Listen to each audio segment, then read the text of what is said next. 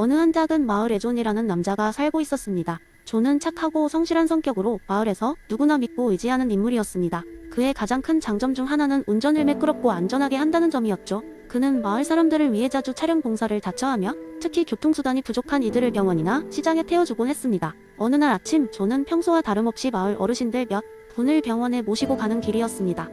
모든 것이 평화롭고 조용했습니다. 맑은 날씨였고 존은 차창 밖으로 비치는 따스한 햇살을 즐기며 운전하고 있었습니다. 그런데 바로 그때 마을로 들어서는 진입로에서 갑자기 길을 가로지르는 작은 고양이 한 마리를 발견했습니다. 존은 순간적으로 브레이크를 밟았지만 겨우 그 고양이를 피했음을 깨닫고는 안도의 한숨을 쉬었습니다. 하지만 그 순간 반대편 차선에서 운전해오던 다른 차가 존의 차를 피하려다 길가장자리에 전봇대와 충돌하고 말았습니다. 충돌은 심각했고 다행히 상대 차의 운전자는 큰 부상을 입지 않았지만 차량은 크게 파손되었습니다. 존은 놀란 가슴을 진정시키고 급히 차에서 내려 상대 운전자를 도왔습니다. 이 사건 이후 마을에서는 존의 행동에 대해 여러 가지 의견이 엇갈렸습니다. 몇몇 사람들은 그가 고양이를 피하려다 발생한 사고라는 점에서 그의 도덕적 책임이 약하다고 주장했습니다. 운전자는 고양이를 피하려 했다는 의도만으로도 충분히 도덕적으로 옳은 행동을 했다고 봤죠. 반면 다른 사람들은 결과적으로 사고를 유발했기 때문에 그가 더 신중했어야 한다고 비판했습니다. 이 상황은 버나드 윌리엄스의 도덕적 행운 개념을 여실히 보여주는 사례였습니다. 존은 고의로 사고를 일으킨 것이 아니었지만 불운한 상황과 결과적으로 발생한 사건 때문에 도덕적 판단의 대상으로 비춰졌습니다. 그의 의도와는 달리 운전자의 도덕적 평가가 상황에 따른 운에 크게 좌우된 것입니다. 시간이 지나면서 사건의 기억도 흐려졌고 존은 여전히 마을 사람들에게 신뢰받는 사람이었습니다. 하지만 이 사건은 그에게 중요한 교훈을 남겼습니다. 그는 모든 상황이 항상 우리가 예상한 대로 흘러가지는 않으며 그에 따라 우리의 도덕적 책임도 생각보다 복잡할 수 있음을 깨달았습니다. 이후 존은 더욱 조심하는 운전자가 되었고 마을 사람들에게도 이러한 도덕적 복잡성에 대해 이야기를 나누며 서로를 이해하는 시간을 가지곤 했습니다. 그래서인지 마을 사람들은 더욱 서로를 이해하고 배려하는 따뜻한 공동체가 되었죠. 도덕적 행운이란 개념은 결국 그들에게 도덕적 판단의 깊이를 이해하는데 큰 역할을 하게 되었습니다. 두 번째 이야기 옛날 옛적 고대 로마의 아름다운 도시 에피러스에는 한 소박한 젊은 농부가 살고 있었습니다. 그의 이름은 마르쿠스였고 그는 단순한 삶에 만족하며 자신의 농장에서 열심히 일을 하며 살아가고 있었습니다. 마르쿠스는 항상 농작물을 가꾸고 동물들을 돌보며 시간을 보냈습니다. 그는 성실한 사람이었지만 어떤 날에는 알 수 없는 불안감에 휩싸이곤 했습니다. 그가 키우는 농작물이 매일 자라는 것은 기쁨이었지만 날씨가 변덕을 부릴 때마다 그는 어떻게 해야 할지 몰라 안절부절 못했습니다. 그러던 어느 날 마르쿠스는 시장에 들러 필요한 물품을 사고 있었습니다. 그때 그는 우연히 한 철학자의 연설을 듣게 되었습니다. 그 철학자는 바로 에픽테토스라는 이름을 가진 유명한 스토아 철학자였습니다. 에픽테토스는 사람들 앞에 서서 이렇게 말하고 있었습니다. 여러분, 우리는 인생에서 통제할 수 있는 것과 통제할 수 없는 것을 구분해야 합니다. 우리의 생각과 행동은 우리가 통제할 수 있지만 다른 사람의 행동이나 날씨 같은 외부 환경은 통제할 수 없습니다. 그래서 자신이 통제할 수 있는 것에 집중하고 통제할 수 없는 것에 대해서는 마음을 놓는 것이 중요합니다. 마르쿠스는 이 말을 듣고 큰 깨달음을 얻었습니다. 그는 그동안 변덕스러운 날씨 때문에 불안해하며 많은 에너지를 낭비했다는 것을 깨달았습니다. 그는 집으로 돌아가는 길에 스스로에게 이렇게 말했습니다. 그래, 나는 내가 할 수 있는 최선을 다할 뿐이야. 내가 농작물에 줄 수 있는 물과 비료를 충분히 주고 동물들이 건강하게 자랄 수 있도록 보살피는 것, 그것이 내가 할 수 있는 일이야. 날씨는 내가 통제할 수 있는 게 아니니 두려워할 필요가 없어. 이렇게 마음을 다잡은 마르쿠스는 다시 농장에서 일하기 시작했습니다. 비가 오건 해가 쨍쨍하건 그는 항상 자신이 통제할 수 있는 것에 집중했습니다. 그리고 놀랍게도 그의 불안감은 점차 줄어들기 시작했습니다. 그는 더 이상 하늘을 보며 지나친 걱정을 하지 않았고 그 결과 일에 더 전념할 수 있게 되었습니다. 그의 농장은 어느새 점점 더 번창하기 시작했고 마르쿠스는 예전보다 훨씬 더 행복하고 만족스러운 삶을 살게 되었습니다. 마르쿠스는 종종 마을 사람들에게 자신이 배운 교훈을 공유하곤 했습니다. 그의 이야기를 들은 사람들 또한 자신들의 삶에 적용하며 더 큰 행복을 찾게 되었습니다. 마르쿠스는 마을에서 에픽테토스의 가르침을 전하는 중요한 인물이 되었고 사람들은 그를 존경했습니다. 이와 같이 우리의 삶에서도 통제할 수 있는 것과 없는 것을 구분하는 지혜는 많은 변화를 가져올 수 있습니다. 이를 통해 우리는 불필요한 걱정에서 벗어나 더 평온한 삶을 살 수 있으며 그 결과 내면의 자유를 얻게 될 것입니다.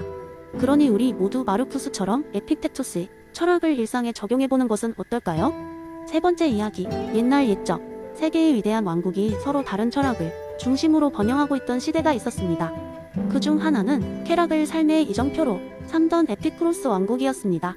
여기에서는 사람들의 삶이 단순한 쾌락을 추구하는 것 이상이라는 것을 보여주기 위해 노력하던 아주 재미있는 전설이 전해지고 있습니다. 어느 날 철학자 에피쿠로스의 사상이 널리 퍼지던 그 왕국의 중심부에는 프란세스크라는 똑똑하고 사랑스러운 젊은 남자가 살고 있었습니다. 그는 에피쿠로스의 철학에 심취하여 마음의 평화를 찾기 위해 깊고도 사려 깊은 삶을 살아가려 했습니다. 그러던 중 프란세스크는 왕국 외곽의 평화로운 마을에서 살고 있는 그의 오래된 친구 마르셀을 방문하게 됩니다. 마르셀은 늘 웃음이 끊이지 않는 기쁨이 넘치는 사람이었습니다. 그는 누구나 한 번쯤 들어봤을 법한 다르지만 멋진 직업을 가지고 있었습니다. 바로 웃음 전문가라는 것입니다. 그는 사람들을 즐겁게 만들고 진정한 쾌락이란 순간의 기쁨이 아닌 오래 지속되는 평화임을 가르치는 일을 했습니다. 어느 날 저녁 두 친구는 커다란 호수 근처에서 속삭이는 바람과 함께 따뜻한 차를 마시고 있었습니다. 마르셀은 프란세스크에게 말했다.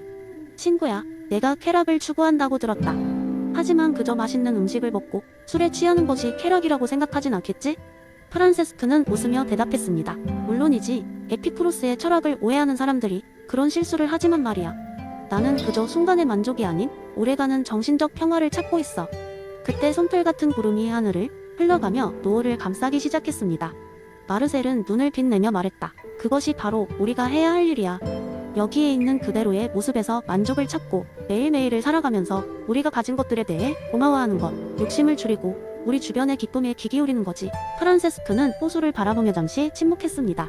그러고 나서 미소를 지으며 대답했습니다. 마르셀, 너를 보고 있으면 이것이야말로 진정한 쾌락이라는 생각이 들어. 내가 내게 가르쳐준 순간의 기쁨들을 고맙게 여긴다면 그것이 아타락시아로 이끄는 길이라는 걸 느낄 수 있어. 그날 밤 둘은 늦게까지 웃으며 이야기를 나눴고 두 사람의 우정은 더욱 깊어졌습니다. 프란세스크는 그의 정신적 여행을 계속하면서 마르셀의 지혜를 마음속 깊이 간직했습니다. 그리하여 그는 에피쿠로스가 말하는 진정한 쾌락, 즉 마음의 평화와 만족을 왕국 전역이 사람들과 함께 나누며 살 수 있었습니다. 이 이야기는 오늘날에도 여전히 전해 내려오며 사람들에게 에피쿠로스의 철학이 단순히 감각적 쾌락을 넘어서 더 깊은 정신적 평정과 연결되어 있음을 일깨워줍니다.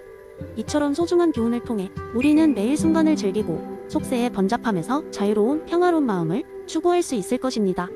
네 번째 이야기. 어느 작은 마을에 필립이라는 이름 이호기심 많은 철학자가 살고 있었습니다. 그는 항상 인생의 의미와 우주의 본질에 대해 깊이 생각하곤 했습니다. 그러던 어느 날 필립은 우연히 스피노자의 범실론에 대해 알게 되었습니다. 이 관점은 그에게 큰 영향을 미쳤고 그는 사람들이 이 메시지를 이해하고 더 나아가 즐기도록 돕고자 결심했습니다. 어느 날 필립은 마을의 광장에서 사람들을 모아 독특한 실험을 하기로 했습니다. 그는 마을 사람들에게 이렇게 말했습니다. 오늘 우리는 신과 우주, 그리고 우리 자신에 대한 특별한 이야기를 들어볼 것입니다. 제가 여러분에게 자연과 조화를 이루며 사는 법을 보여드리겠습니다. 필립은 먼저 마을 사람들을 숲으로 데려갔습니다. 그곳에서 그는 첫 번째 예로 나무 한 그루를 가리키며 말했습니다. 여러분, 이 나무를 보세요. 이 나무는 우리의 삶과 다르지 않습니다. 나무는 뿌리를 통해 땅에서 영양을 얻고 햇빛을 통해 에너지를 받으며 성장합니다. 이 나무는 신의 일부이며 곧 우리 모두의 일부입니다. 마을 사람들은 필립의 말에 귀를 기울이기 시작했습니다. 그들은 나무가 단순한 식물이 아닌 신의 표현이라는 그의 말에 감명을 받았습니다. 다음으로 필립은 흐르는 개울가로 사람들을 이끌었습니다. 맑고 잔잔한 물소리가 주변에 울려 퍼졌고 필립은 개울에 발을 담그며 이렇게 말했습니다. 이 개울의 물은 우리 삶의 과정과 같습니다. 물은 언제나 흐르고 멈추지 않습니다. 때로는 장애물에 부딪히기도 하지만 그것들조차 지나갑니다. 이처럼 우리의 삶도 신의 의지 안에서 끊임없이 흐르고 변화합니다. 우리의 감정과 행동, 모든 것이 이 자연의 흐름에 포함되어 있습니다. 사람들은 저마다 필립이 이야기에 고개를 끄덕였습니다. 그리곤 자발적으로 개울에 발을 담그고 물의 흐름을 느끼기 시작했습니다. 그들은 자신들이 자연의 일부이며 신의 일부라는 생각에 한층 더 마음이 열렸습니다. 마지막으로 필립은 마을의 언덕 꼭대기로 사람들을 데리고 갔습니다.